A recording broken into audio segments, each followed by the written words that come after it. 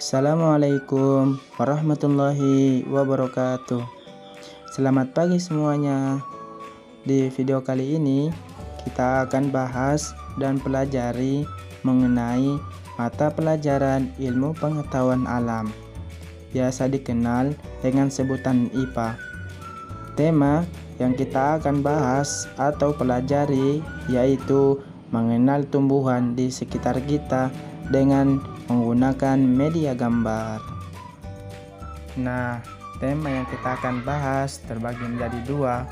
Yang pertama, bagian-bagian tumbuhan. Yang kedua, pertumbuhan tumbuhan.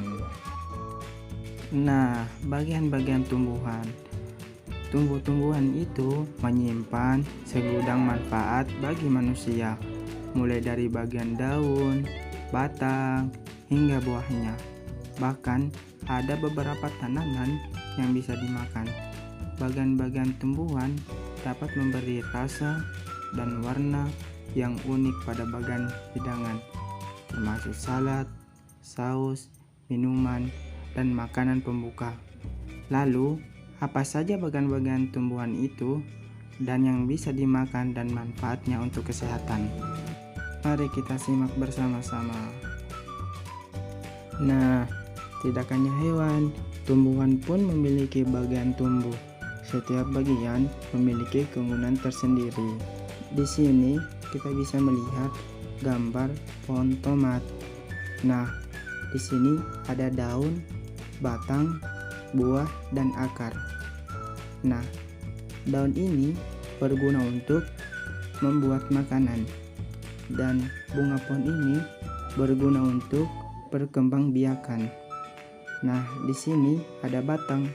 Batang berguna untuk mengalirkan air dan bahan-bahan lain. Nah, di sini ada buah.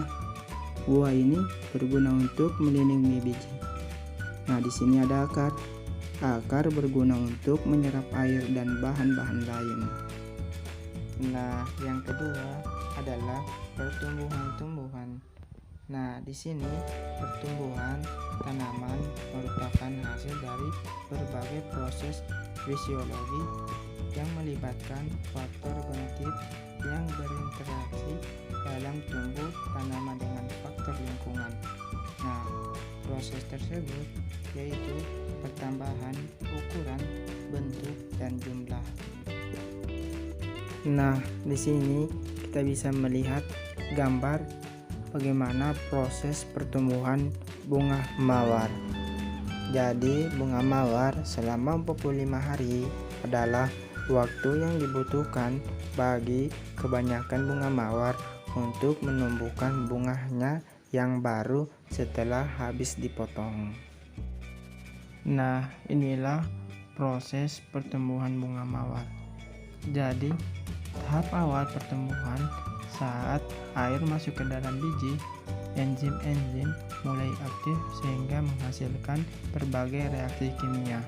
Percambahan adalah munculnya tarantula atau yang disebut tanaman kecil dari dalam biji yang merupakan hasil pertumbuhan dan perkembangan embrio.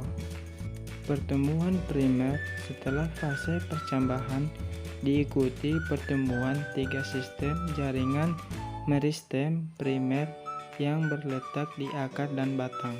Nah, pada fase ini tumbuhan membentuk akar, batang, dan daun.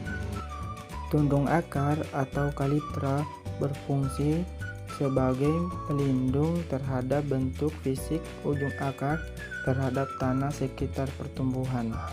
Nah, fungsi lain ujung akar yaitu memudahkan akar menembus tanah karena tundung akar dilengkapi dengan sekresi cairan polisakarida. Nah, di sini meristem merupakan bagian dari ujung akar yang selnya senantiasa mengadakan pembelahan secara mitosis. Meristem ini meletak di belakang tundung akar. Nah, di sini ada namanya sel daerah pemanjangan. Nah, sel ini terletak di belakang daerah meristem. Sel-sel hasil pembelahan meristem tumbuh dan berkembang memanjang pada daerah ini. Aktivitas pertumbuhan dan perkembangan memanjang dari sel mengakibatkan pembelahan sel di daerah ini menjadi lebih lebat dan bagian lain. Daerah diferensi pada daerah ini, sel hasil pembelahan dan pemanjangan akan mengelompok sesuai dengan kesamaan struktur. Sel-sel yang memiliki kesamaan struktur kemudian akan memperoleh tugas membentuk jaringan tertentu. Nah, pertumbuhan primer pada batang, pertumbuhan dan perkembangan primer pada batang meliputi daerah pertumbuhan, titik tumbuh, daerah pemanjangan, dan daerah diferensiasi. Meristem apikal pada batang dibentuk oleh sel-sel yang senantiasa membelah pada ujung tunas dan bisa disebut kuncup. Pertumbuhan sekundur setelah meristem primer membentuk jaringan permanen. Kemudian meristem sekundur mengalami pertumbuhan sekundur. Pertumbuhan sekundur hanya terjadi pada tumbuhan dikotil, yaitu membentuk kambium yang berbentuk dari parenkim atau kolenkim. Nah, itulah tadi kita telah mempelajari atau mengenali proses pertumbuhan dari kecil sampai besar. Nah, saya sekian. Wabillahi taufiq wal hidayah. Assalamualaikum warahmatullahi wabarakatuh.